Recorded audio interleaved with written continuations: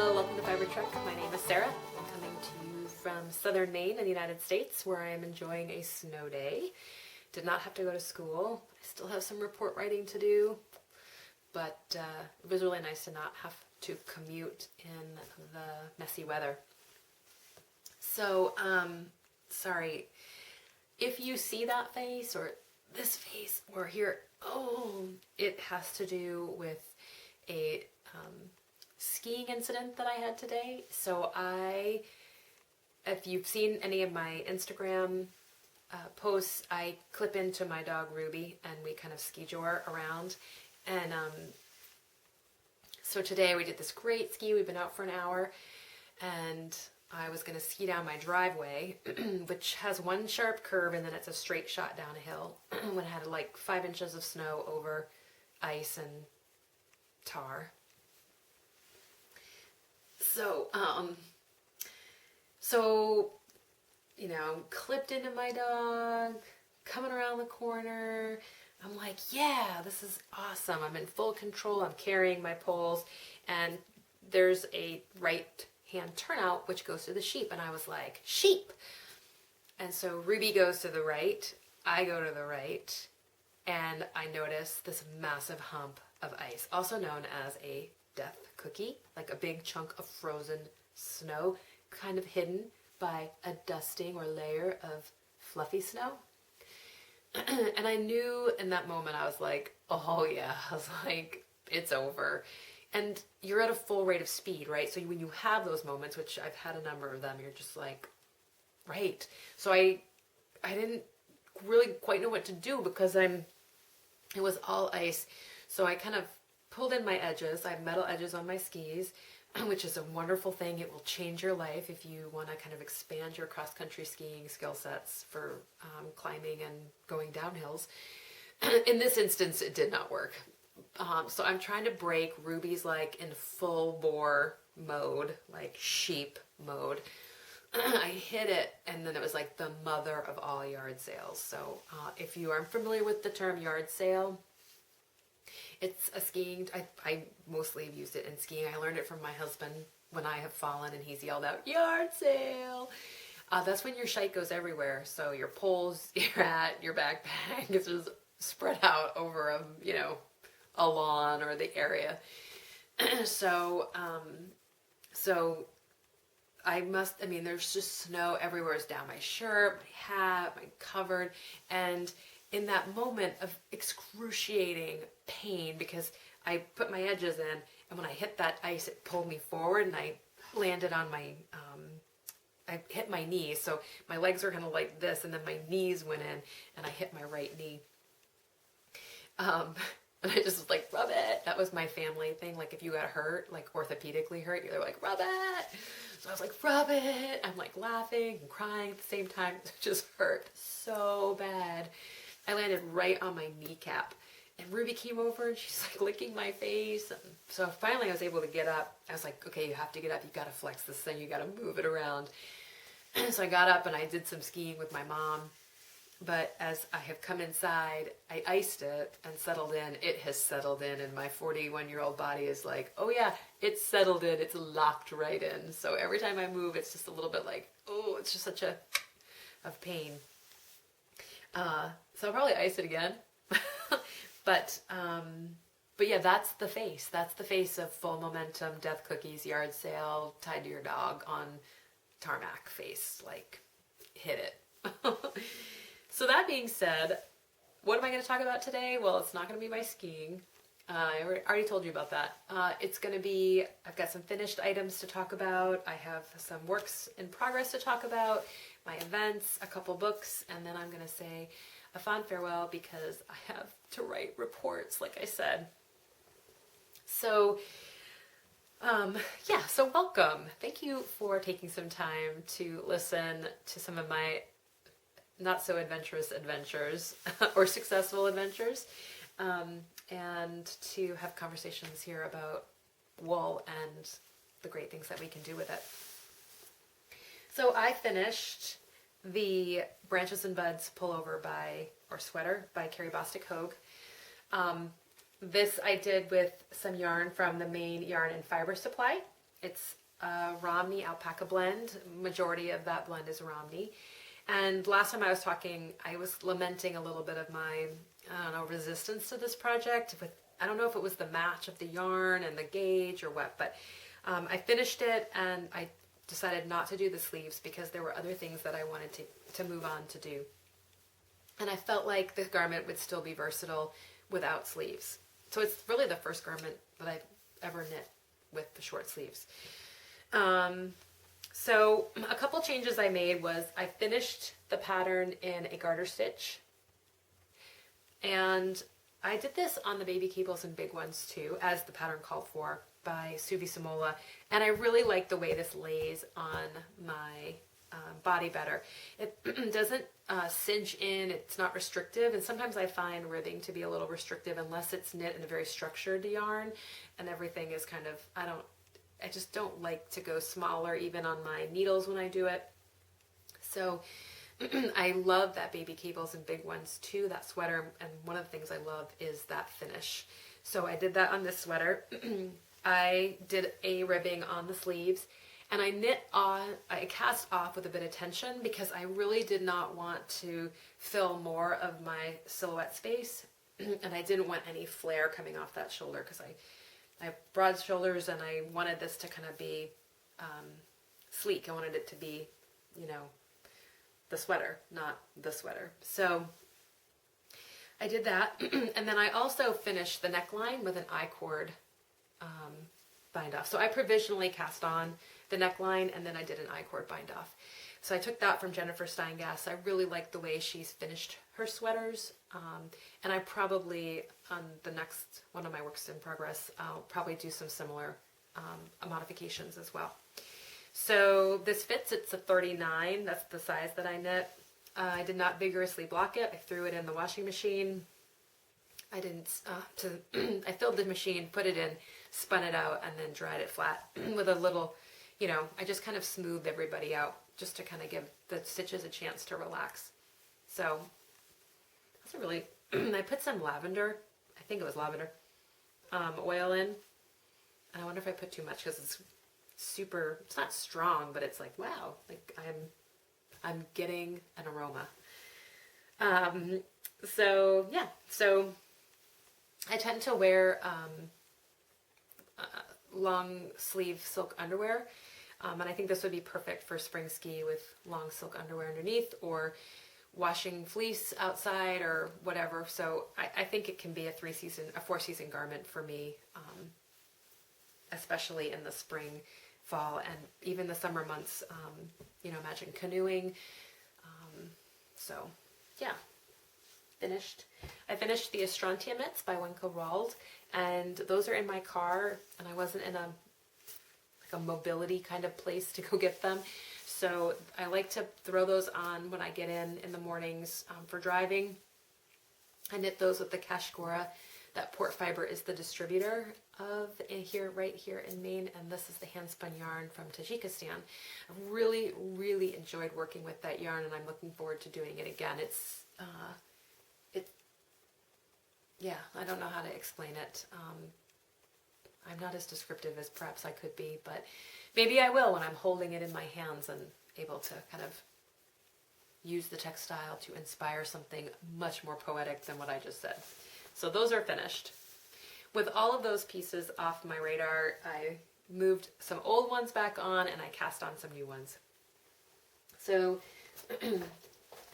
I cast on the Underwing Mitts by Erica Huser, and I cast these on in the Pace and Presence by Wild Lily, Jennifer Geyer. So you may have, these have been kind of talked about of late. I know Nicole, the Gentle Knitter, has knit these, and a number of other people that are eluding me now. So here they are, and I'm pretty much doing the same color combinations. So this yarn is, it's spun in Colorado, and I think it's a combination of Western fleeces. I know Montana was one of them. So it has a natural gray and a kind of a deep blue, deep navy. And the breeds involved are, I think it's Gotland, Shetland, BFL, and CVM. I could be totally wrong. I think the CVM is the odd one out that I don't have a tag. All the same, it's got really nice luster. It's a 2-ply, but the Shetland gives it some nice spring for the color work. I haven't gotten that far, but I really wanted to get this on the needle because I really wanted to work with the yarn. It was really, really calling me. So I got a sweater's worth of that yarn, and I've yet to figure out what that's going to be. So stay tuned. I also cast on the Oa by Kate Davies. This is for the Edinburgh Yarn Festival. I think I have pretty high hopes of having it done for the Edinburgh Yarn Festival, but I'm giving it a shot.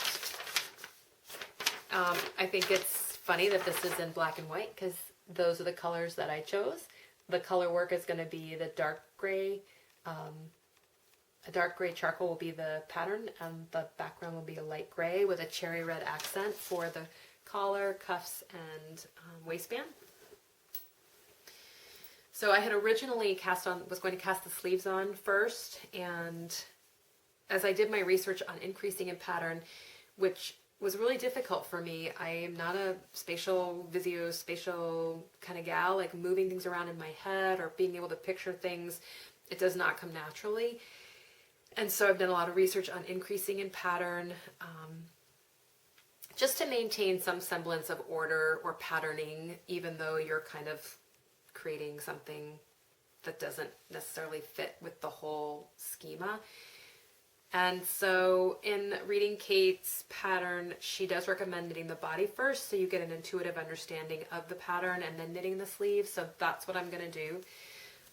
I am getting gauge. I'm knitting on a US 5, and this is a 3-ply yarn from Ulsentrum, which is a Swedish yarn, Swedish wool. I picked it up from Midwinter Yarns in Britain, and here they are. And here is the accent. So it's pretty traditional gray. And what was I going to say about this? I talked a little bit about this yarn when I first received it, or was planning to knit this. It does retain some of the lanolin in it, and the 3-ply gives it a little bit more ruggedness, because, and when I use the word ruggedness, I mean wear ruggedness, not that the yarn feels rugged, because you're getting the 3-ply, you're getting less surface area, so less opportunity for pilling, and yeah, I'm really enjoying the yarn a lot. Oh, I know what I was going to say. So I'm getting gauge, I'm getting row gauge, but I am not getting round. And I'm a little concerned because it is a raglan. I'm a little concerned about how all that's going to work out if I'm not getting the correct round gauge. So I'm thinking about this. So I'm getting 6 stitches to the inch and 6 rows to the inch. So we'll see what happens. So that's a really easy meditative piece of color work that I get to do. I don't really need the chart to do it. I've memorized it. It's comfortable to knit. I'm knitting with one hand, 2 strands on one hand, and so it's very enjoyable, which I had a little resistance when I was knitting the sleeve because I was really concerned about gauge and increasing, and now that I'm doing the body, it's just kind of, like I said, it's a real mindful, easy, I can sit with it and not kind of fight it. I also pulled back into the fold the Lulu by Coco Knits. So I'm knitting this with my Shackleton yarn, and I made great strides in becoming legal to sell this yarn. I got my EIN number, I'm registered with the state of Maine, so look for this very soon to come out for purchase. It will be on my website, and I will notify through Instagram and also my blog. So if you're subscribed to either of those, you'll know when it comes out, if you're just dying to get your hands on it. So I tried this on. I got everything set up so I could try it on, and it fits, which is what I wanted to know. This is a top-down set-in sleeve garment, and it's a tunic. It's going to be long. So I just wanted to know where I was at with fit. So it does fit. I need to knit like 5 or 6 inches, and then I start increasing for the tunic kind of look. So that's kind of a straight on till morning gray stockinette. I know it's a lot of gray. When I watch other podcasts, I'm like, oh wow, you know, like, look at all those different types of yarns with different types of color. So I also cast on The Girl and the Sea. And this is by Melissa Shuiswary. And this is knit with Doc Mason's wool from Ellen Mason or Oda Sear. She does have some in her shop. It's spun in Canada. This particular clip was spun up in Prince Edward Island. And it is a 2-ply kind of Aran weight gray, primarily Cheviot fleece, I think, from her, I don't remember if it's her brother's farm. So, and I don't have a tag, obviously, of course. So anyway, here's The Girl in the Sea. It's kind of a fun cable cardigan. It's knitting up really quickly. I'm doing it on a US 9. So it has like this kind of cable skirt, and then just a regular stockinette front. But I like the cut. I think that'll it'd be a nice wardrobe piece. And interesting construction at that. So I've kind of put that on hold while I'm knitting the Kate Davies, and it's just there. Sometimes I like to read while I knit, and that's a perfect piece for me to do that with. So, right. What else? Well, I am preparing, as I said, to go to Edinburgh Yarn Festival. As a matter of fact, today I just bought my tickets for the Handy Woman Book Talk by Kate Davies. That's her upcoming book release. Looking forward to hearing her speak and hopefully getting to meet her in person. She is a wool heroine of mine and has really shaped a lot of the opportunities for me to get involved with Blacker and her patterns and thinking about place and the way she writes and how she publishes. So I really appreciate that creative inspiration that she brings into my craft, and I'm looking forward to having a moment in person with her.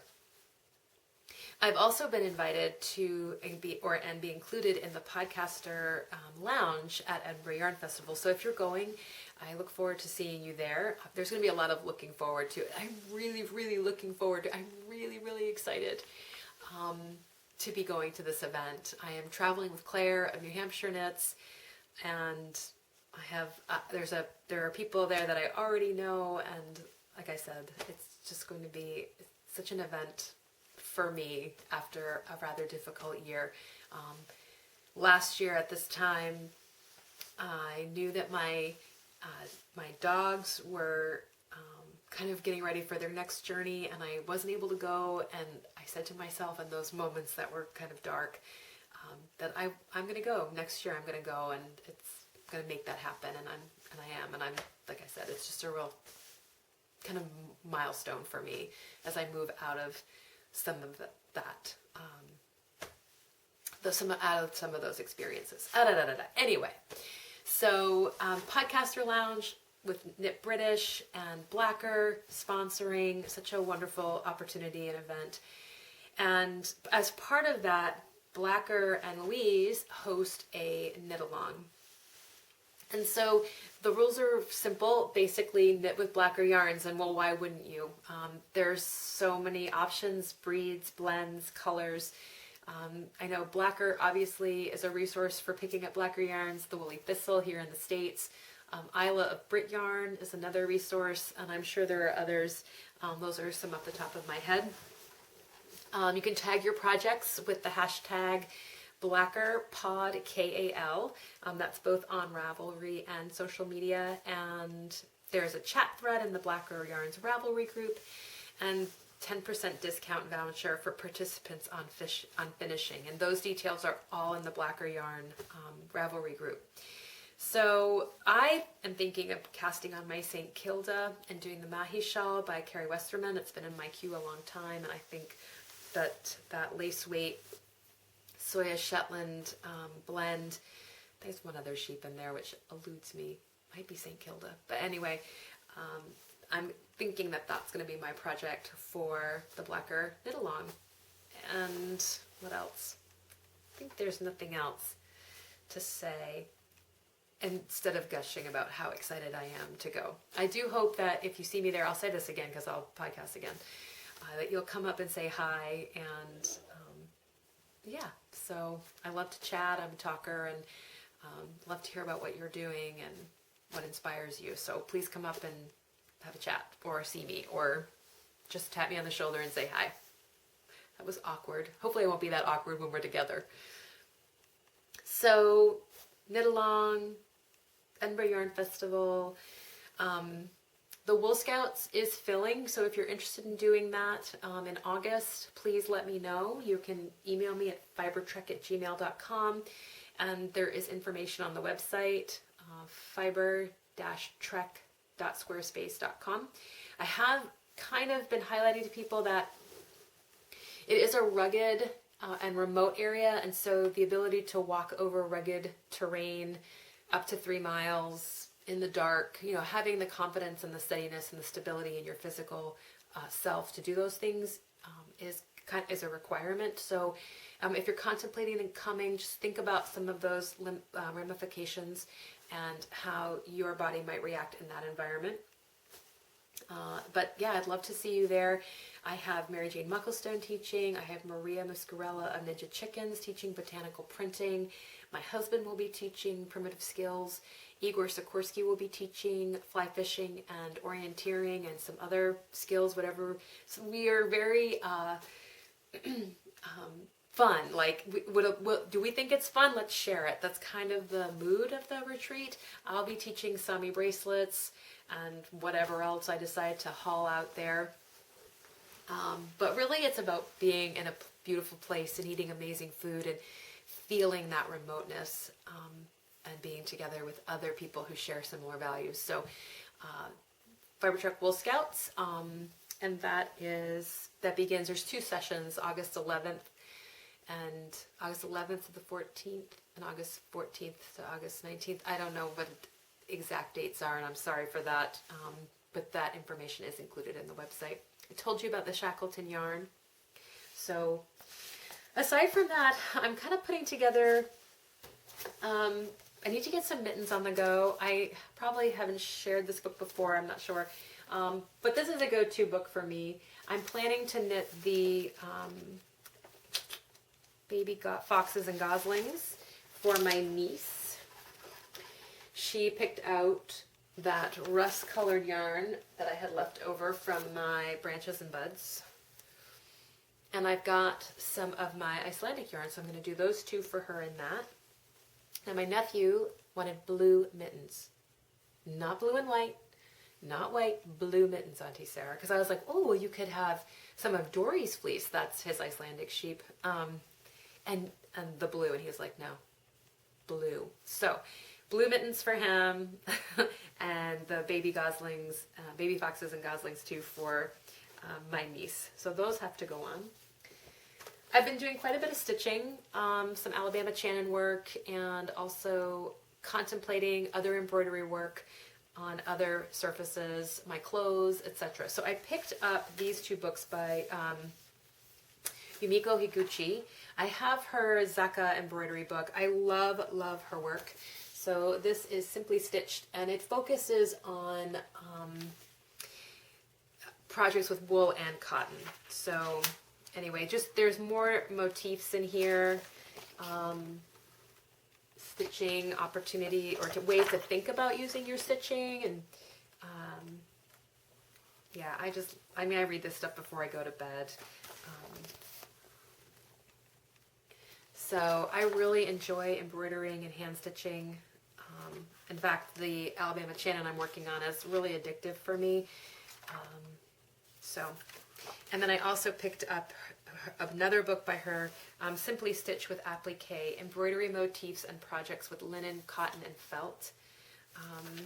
So this is a way of using stitches and cut out felt pieces together, primarily on linen bases. So I thought these would be kind of fun. Maybe you could do that on, the hem of an Anne Carolyn smock. I love these birds. I thought about doing these on part of the yoke, doing like 3 or 4 on the yoke of an Anne Carolyn, just like a really nice linen Anne Carolyn smock with some of these applique pieces. So anyway, it's just a really creative way to think about using skill sets I already have and combining them. So the sewing, the embroidery, the felt. So I'd recommend both of these books. They're really inspiring, and if you're interested in combining some of these, like I said, these skill sets, this is a really nice inspirational platform to get started on. Well, with that, I think I'm going to bid you a fond farewell. I'm headed down to Write Reports, have some dinner, check on Ruby, who decided to take a nap somewhere not with me. Boo-hoo. In the meantime, I hope that you are doing well. Wherever your fiber treks may take you, may you return home with lots of soulful stash, and I'll see you next time. Bye.